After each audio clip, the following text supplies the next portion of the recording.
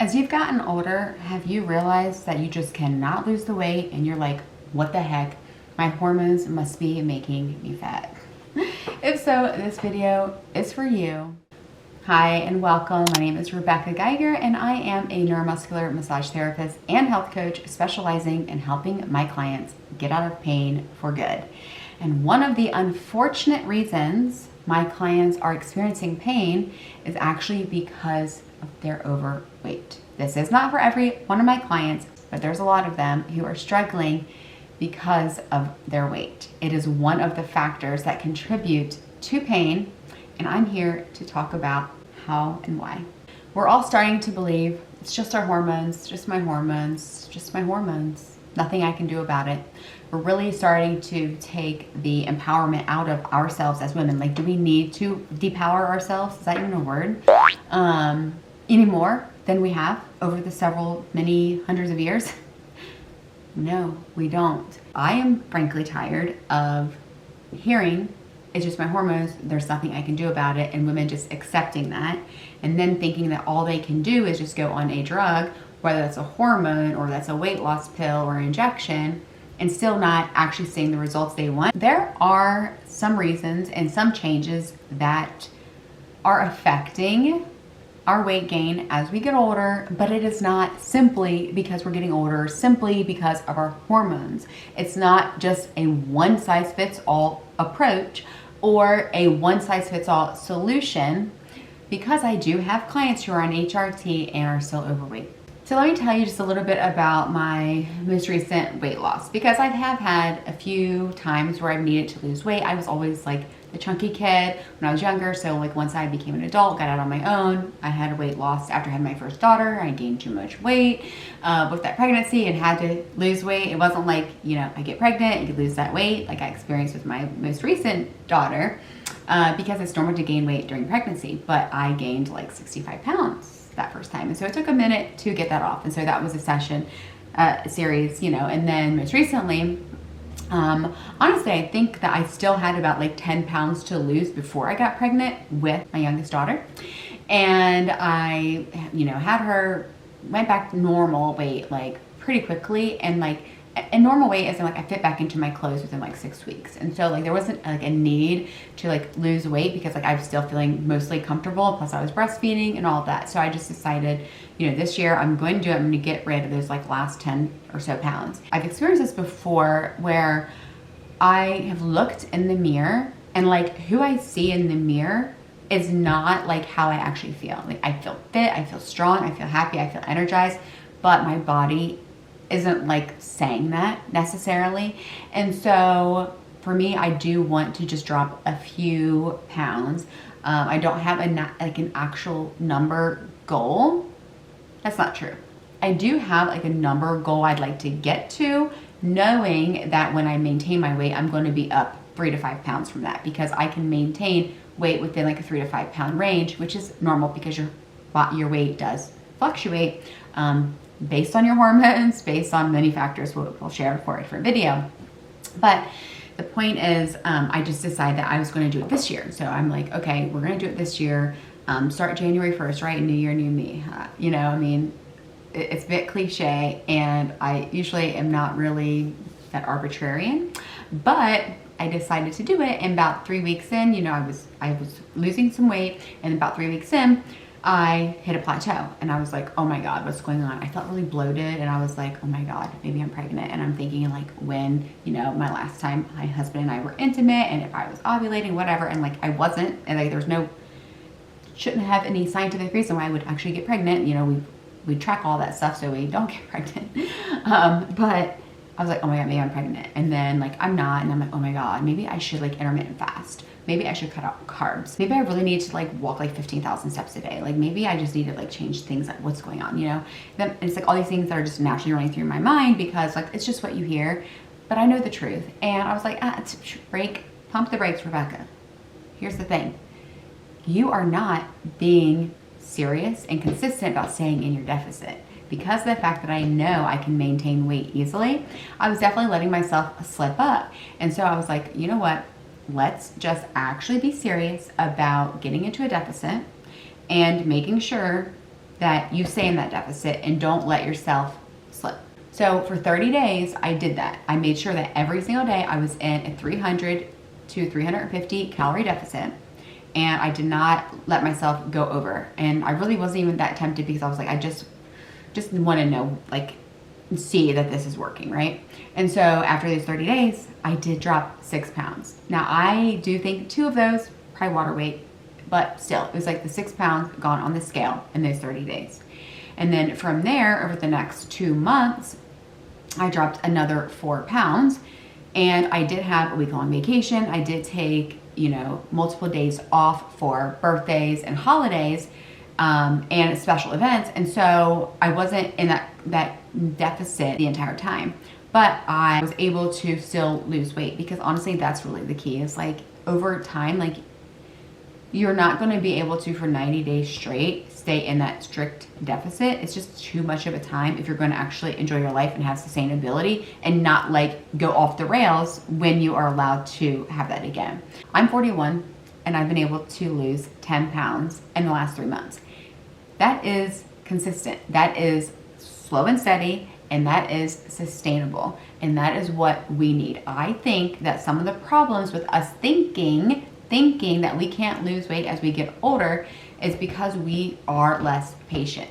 We think that 10 pounds needs to come off this week or at least this month, and if it doesn't, then the plan is not working. That's just not realistic. And some people think, well, maybe if I just go on a weight loss medication, then I'll lose that weight. And guess what? You probably will. But you know why? Because you are in a severe calorie deficit. Like, instead of, thinking about not eating, now you have to actually think about eating. And a lot of people are getting malnourished because they're really stopping their body from being hungry. And so they're not having the food noise because their body isn't telling them they need to eat. Therefore, they're not eating and they're losing a lot of weight because of that. So it still, again, comes down to, if you're not losing weight when you're getting older, it's because you're eating too much. Now, how your hormones actually are impacting that, it changes your appetite, changes your energy, and here's the thing, it changes your water weight, like your water balance, your water retention. So your weight on the scale is more reflective of water than the actual fat. And this is very hard for people to understand and see. And so you are doing all the right things, but you see the scale change, then you think it's not working, and then what do? You give up and you stop.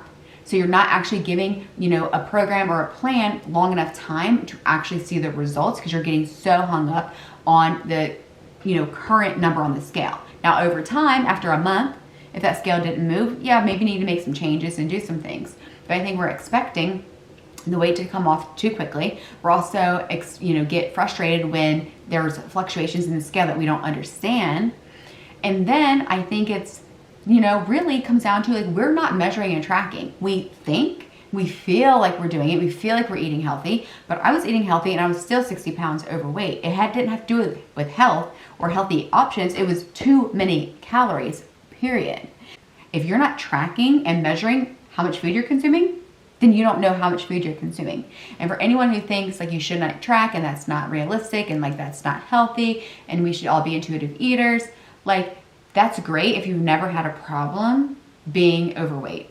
If you've never had a problem managing your portions, never had a problem with overeating or binge eating, then it's fine. But for those of us who have, it's harder. And so we need to track and measure in a way to learn what the proper portion sizes are, what our bodies actually like, what makes us feel good, what gives us the results.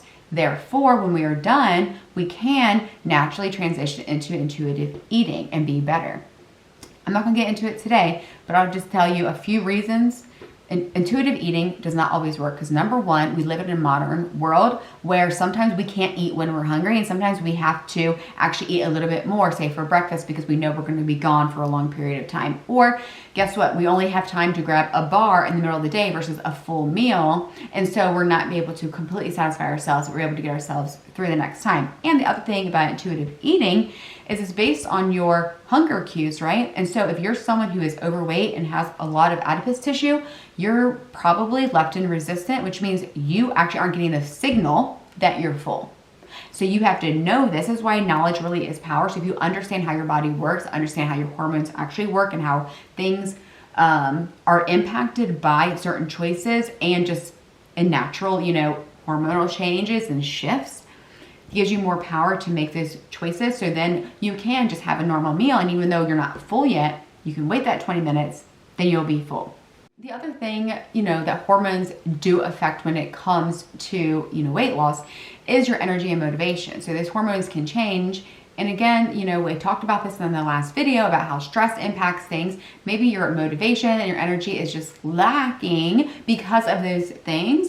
And so then you're not moving as much. You actually don't care to make the healthier choices. And you're saying, you know what, we'll do it tomorrow. We'll start on Monday. It doesn't matter.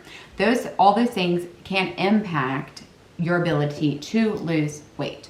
I'm just going to outline a few things that you can do to actually jumpstart your weight loss. Number one is to track your food. Use an app. I really like the app Lose It because it's orange, it's cute, you get little rewards. It's just pretty. And I like that. And so you can go in, you can create recipes, you can save meals, and it actually automatically saves all of your meals. So once you get some input in there, it's really easy to track and keep things in order because you can just kind of rinse and repeat, which is another recommendation, is finding stuff that works for you and putting it on repeat.